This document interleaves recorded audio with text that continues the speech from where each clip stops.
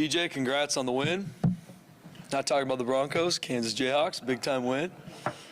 But appreciate you guys' time as always, man. It was, obviously huge shout out to Bronco Nation. That the home game atmosphere this year has been awesome. All my family goes to games and you guys do, and our players. And I mean, even sitting in the box, it is just electric.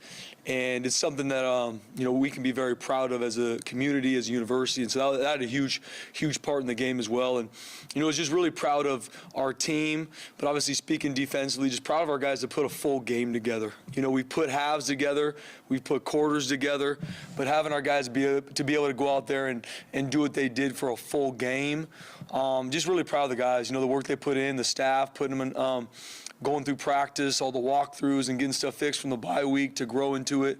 And especially playing with a young group, seeing the guys we got, the majority of them are all coming back next year, but at this point they're not young anymore, and seeing them continue to grow to be able to make some of those plays. Obviously still not perfect, even some things maybe we didn't get hit on in the game, was not perfect defensively by any means, that we still got to grow in. And we talk about all the time, just because there was a guy open that maybe didn't get the ball on Saturday afternoon doesn't mean that that's still not an issue we got to fix. So still a lot to clean up, but just proud of our guys playing a complete game, and obviously still a lot to grow in, but proud of where we're heading. Did you do anything differently in terms of, you guys got a lot more pressure on the quarterback, it seemed like we're in the backfield a lot more. I mean, was that something you did, changing up the calls, or were guys just winning their matchups, or what? I think a lot of it was just our guys winning their matchup, BJ. I mean, guys being able to consistently win a one-on-one, and even if it didn't completely turn into a sack, just being able to get pressure to the quarterback helps the coverage, helps the back end. Obviously, trying to continue to find ways to switch up the picture for a quarterback is a huge part of my job, to not only move the stress from the coverage, but also making sure the guys that are rushing can consistently win. And that's the big thing we've looked at over the bye week, and just looking at our defense as a whole, is from a freshman to a sophomore to whoever it is, who can consistently do a good job getting to the quarterback. And we got to find ways to do that, and obviously find ways to have switch-ups off that as well. So, I hats off to our guys. And like I said, the guys that got opportunities to rush did a good job, and our coverage did a better job holding up with some of the disguises and some of the things to where it gave the front end time to get home. There were some good clips that we were able to show our defense yesterday where there was nowhere to go with the ball. So what did that give time? It gave time for, Ahmed to get home with a sack. So that's how it works together defensively. And obviously, first and foremost, we did a good job stopping the run, because that's, against a team like Wyoming, playing them last year, they had, like we talked about prior, they had 3 runs for 160 yards. So they were explosive in the run game. They wore us down in the run game. And for us to do a better job on Saturday stopping the run, obviously was able to open it up for us in regards to the pass game. Anderson, how fast was he playing on Saturday? And what's it like to have a guy now that's really starting to make some game-changing type plays for you guys? Yeah. No, really proud of Drew, man. You talk about a kid that we asked to do a lot, and I tell him that, going into last week, if you look at the positions he's played going into, now week 9, he's played all over the field in regards to the box. What we asked him to do, put a lot of stress on him. He's a very smart, savvy football player. And coming into this year, like we talked about, started a couple games last year when Zeke Noah got hurt, but really, asked to step up in a major way, got banged up a little bit in the ear, and being able to really come into his own. And I give a lot of hats off to DJ, in regards to kind of showing that group of linebackers, Marco, Andrew, Jake Rip, Chase, just to name a few of, what it takes to prep to play this game. And I use that as an example for Andrew. Andrew's always been a very talented football player, very athletic, can rush, can blitz, can cover, very savvy. But he's really grown in his time here, what it takes to play linebacker here.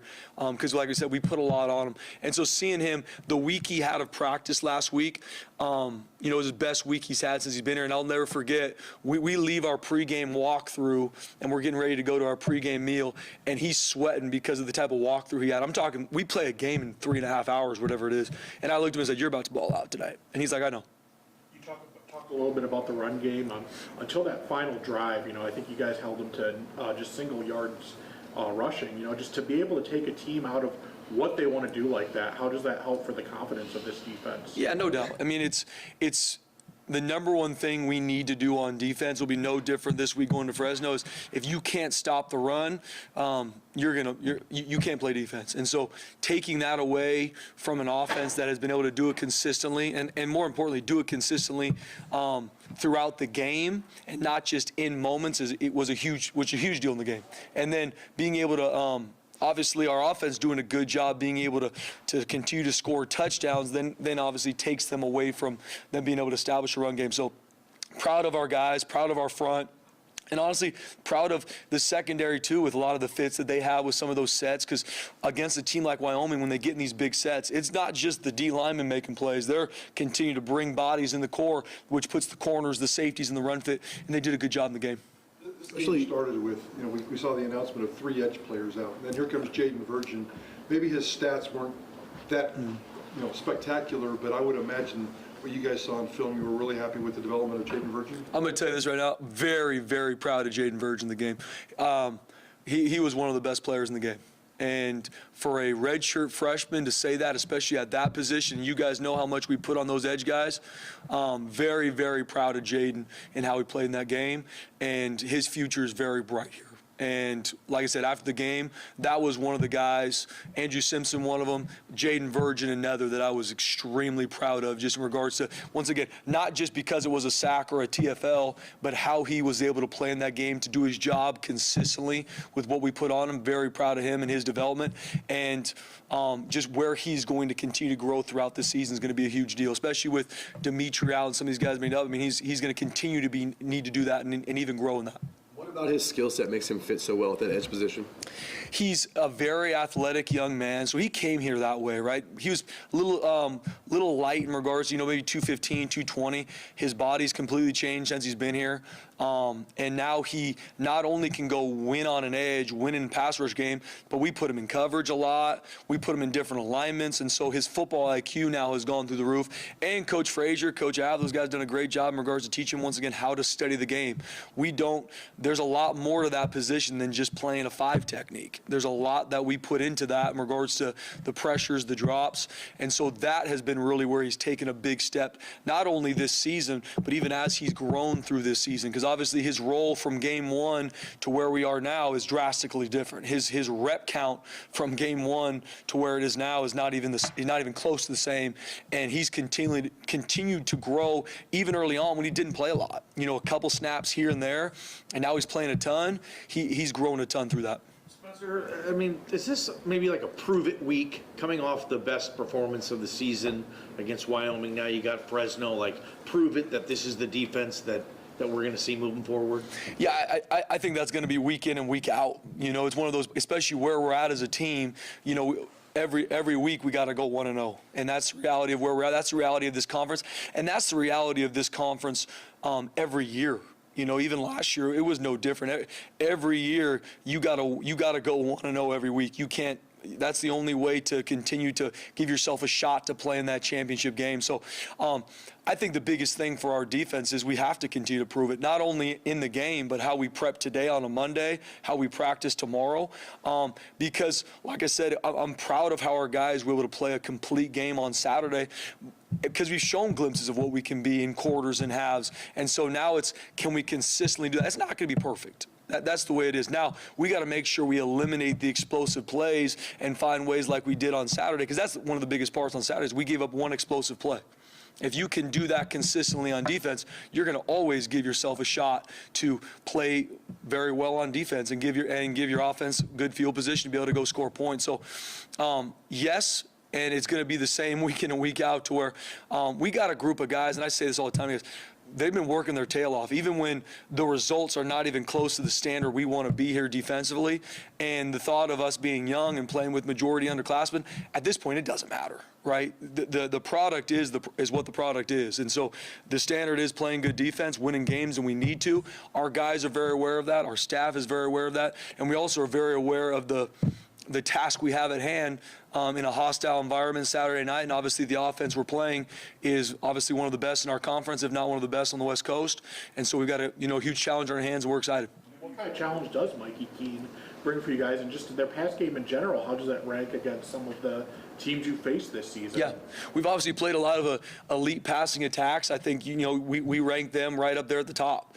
And playing that style of offense for year in and year out, they do a great job creating matchup issues, formation issues, a lot of different pre-snap movers to where you can't get pressed and get to different alignments because of where they put these receivers. And just like a lot of these offenses we play that do have a really good passing attack, they do a great job in the run game too, in regards to switching up some of the gap schemes, where they're trying to attack you. So just like anything, we got to do a great job stopping the run. But I think, Mikey does a great job in regards to the pass game. He's really quick in the pocket, not an overly big guy, similar to Hainer from last year, but really tough to get down, really tough to get shots on, and does a great job moving his feet in the pocket and making the throws. And he's got a receiver group that they've done a good job reloading that receiving core, and they've been extremely explosive as well. This rivalry goes back 20-plus years, obviously, whatever. But I mean, even since you've been here, championship game a couple of times, some other big games at their place, here. What just is your thoughts on whenever you play, there's always a lot on the line against them? No doubt. I mean, BJ, to your point, every time we play these guys, there's so much on the line. If not in a in-season game to a championship game. Since I've been here, I think this will be the 9th time I've played them, because there's been a lot of times we played them twice in games or twice in years. And so, there's a lot of respect between each other, but it is a big rivalry for us in regards to playing Fresno State.